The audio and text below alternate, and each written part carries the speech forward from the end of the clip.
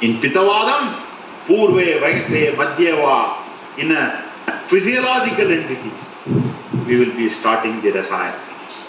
After Vadarakta, Rasayana chapter starts.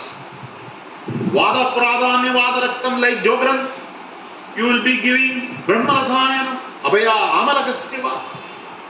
Pitta Pradhanya Vadaraktam like Kesali, you will be giving Savana Prasam.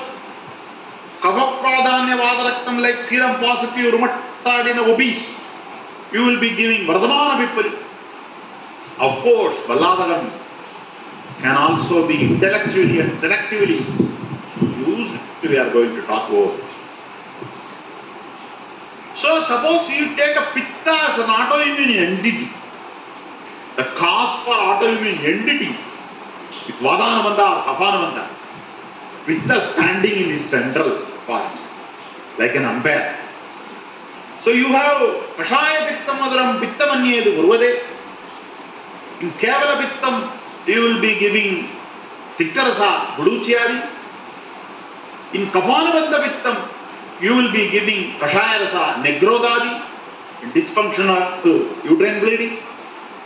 And in Vadanamanda Pitta, like Brahma, peptic ulcer, duodenal ulcer, you will be giving Drakshadi.